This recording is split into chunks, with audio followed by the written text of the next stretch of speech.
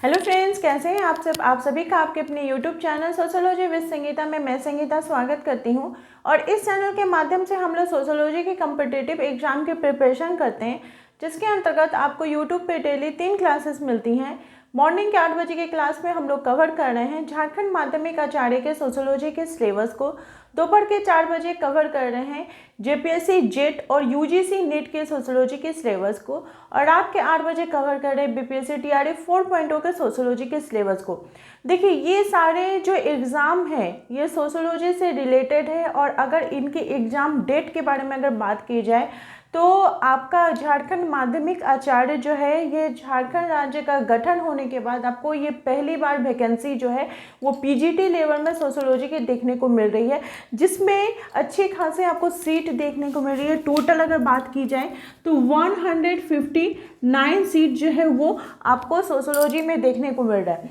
और मुझे नहीं लगता है कि आने वाले 5 सालों में और आपको इतने अच्छे खासा सीट देखने को मिलेंगे। अगर रहता भी है, सीट आती भी है, वैकेंसी आती है भी है, तो वही 20-30 इसके लगभग ही रहेगा। तो वैसे स्टूडेंट जिन्होंने सोशियोलॉजी से एमए किया हुआ है, जिनका बीएड कंप्लीट है, उनके लिए तो ये गोल्डन अपॉर्चुनिटी है कि आप माध्यमिक आचार्य बनेंगे, पीजीटी लेवल के टीचर बनेंगे। तो इसलिए आपको तैयारी उस हिसाब से अपने बेहतर करनी है। और बात की जाए इसके एग्ज़ाम डेट की, तो ये जो वैकेंसी है आप लोगों को पता होगा कि हाई कोर्ट के आदेश से निकला है और इसमें बोला गया है कि 31 जनवरी 2026 तक इसका जितना प्रोसेस है, यानी ज्वाइनिंग का प्रोसेस है, उसको कंप्लीट करके जेएसएससी को दिखाना है। ठीक है, तो अगर ज्वाइनिंग उसको करवाना है तो मे बी एग्ज़ाम होने में, डीवी कराने में, इसमें तो 1 मंथ का टाइम लगेगा ही। तो मुझे जितना लगता है कि इसका जो एग्ज़ाम है ये आपको दिसंबर में मिड में देखने को मिलेगा ही। बहुत हार्डली जाएगा तो लास्ट वीक तक जा सकता है, लेकिन दिसंबर में आपका एग्ज़ाम ये ज़रूर हो जाएगा।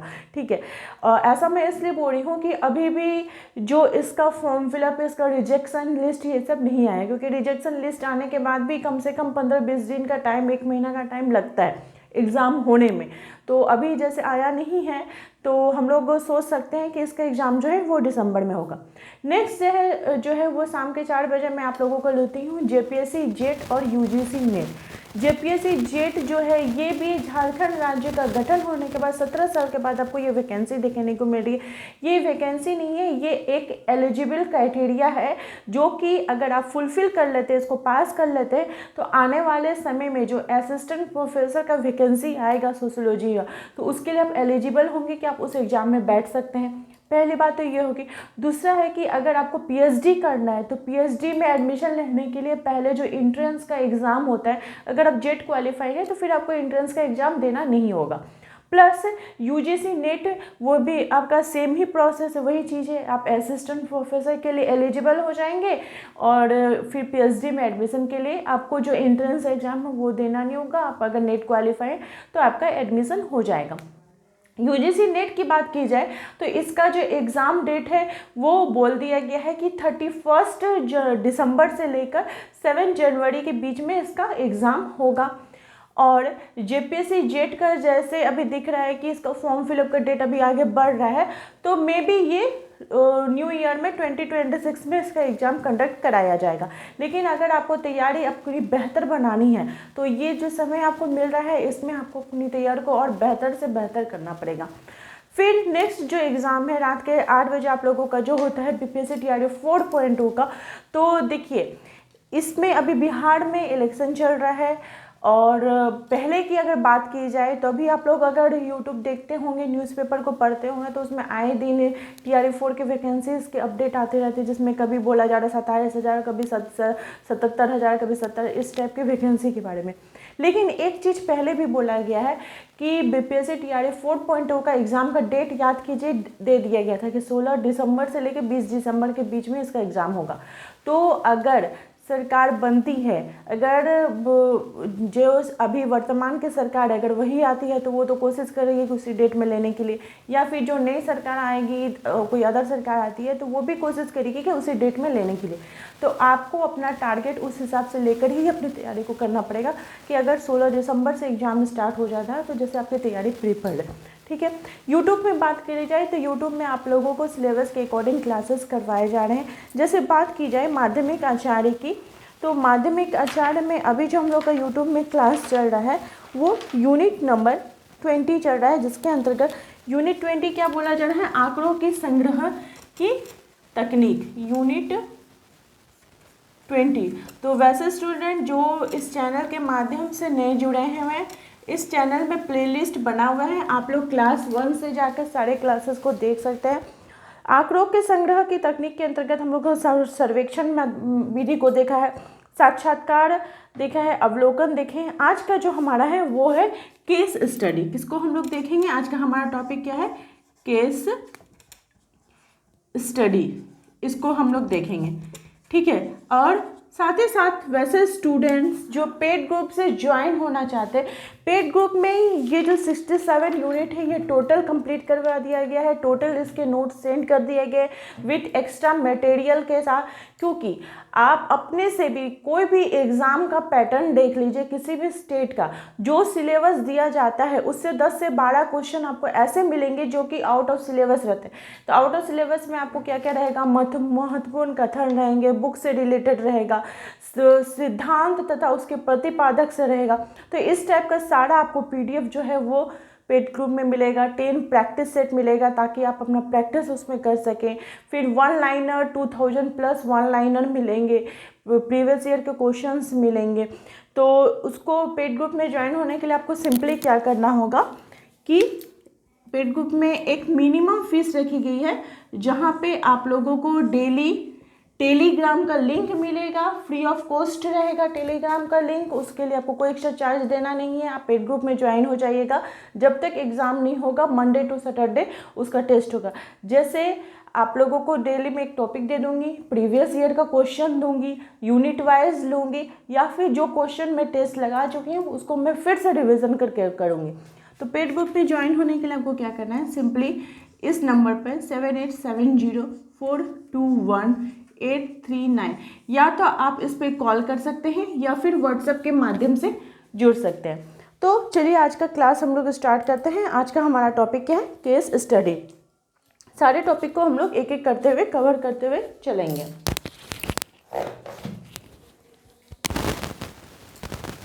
देखिए, केस स्टडी को क्या बोला जाता है? इसको व्यक्तिक अध्ययन के नाम से भी जाना जाता है। किस नाम से? तो व्यक्तिक अध्ययन के नाम से भी केस स्टडी को जाना जाता है। तो आखिर इसका अर्थ क्या होता है केस स्टडी का? तो व्यक्तिक अध्ययन या केस स्टडी एक ऐसी पद्धति है, ऐसी कैसी पद्धति है? तो ये एक ऐसी गुणात्मक पद्धति का ही एक रूप है जिसमें किसी व्यक्ति या संस्था या समुदाय के बारे में पूर्ण एवं गहन जानकारी हमको क्या करना होता है? प्राप्त करना होता है। यह सामाजिक अनुसंधान का एक प्राचीन विधि है जिसमें किसी व्यक्ति, संस्था या समुदाय का गहनता के रूप में डीपली उसको हम लोगों को जानकारी हासिल करना होता है। किसमें? तो केस स्टडी में, ठीक है। ये व्यक्तिगत अध्ययन पद्धति जो है ये व्यवस्थित रूप से सबसे पहले इसका जो प्रयोग है वो प्रसिद्ध समाजशास्त्री हर्बर्ट स्पेंसर ने किया था।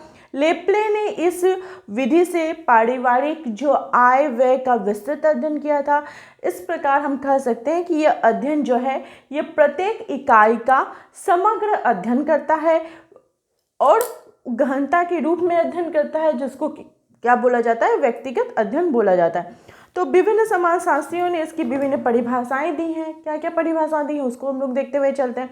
जैसे विंसेज एवं विंसेज महोदय ने बोला है कि व्यक्तिक अध्ययन यानी कि जो केस स्टडी है वो गुणात्मक विश्लेषण का एक विशेष स्वरूप है जिसके अंतर्गत किसी व्यक्ति, परिस्थिति अथवा संस्था का अत्यधिक सावधानी पूर्वक और पूर्ण अवलोकन किया जाता है। गिडिंग्स महोदय बोलते हैं कि शोध के अंतर्गत विषय केवल मानव प्राणी हो सकता है। कौन बोल रहे हैं? गिडिंग्स महोदय। कि हम जब रिसर्च करने के लिए जाते हैं, रिसर्च कर रहे हैं, तो हमारा जो शोध का विषय है वो एक कोई मनुष्य हो सकता है। अब उस मनुष्य के, उसके जीवन का जब हमको पूरा डिटेल्स जानना है, उसके बारे में जानना है, तो हम कैसे करेंगे? केस स्टडी के माध्यम से, व्यक्तिक अध्ययन के माध्यम से करेंगे। गुडे महोदय बोलते हैं कि व्यक्तिक अध्ययन सामाजिक तथ्यों को संगठित करने की एक ऐसी विधि है जिससे अध्ययन किए जाने वाला सामाजिक इकाई की एकात्मक पद्धति या उसके पूर्णता क्या करती है, इसकी रक्षा करती है। ओडम और जोचर महोदय बोलते हैं कि व्यक्तिक अध्ययन एक प्रविधि है जिसके द्वारा प्रत्येक व्यक्ति कारक, चाहे वो संस्था हो अथवा एक व्यक्ति हो या समूह के जीवन की पूर्ण घटना हो, उसका विश्लेषण किया जाता है, समूह का विश्लेषण किया जाता है, समुदाय का विश्लेषण किया जाता है और अध्ययन करने का एक इकाई के रूप में हम इसको संदर्भित करके देख सकते हैं, किसमें, केस स्टडी में। तो इस प्रकार से विभिन्न समाजशास्त्रियों ने इसकी परिभाषाएं दी।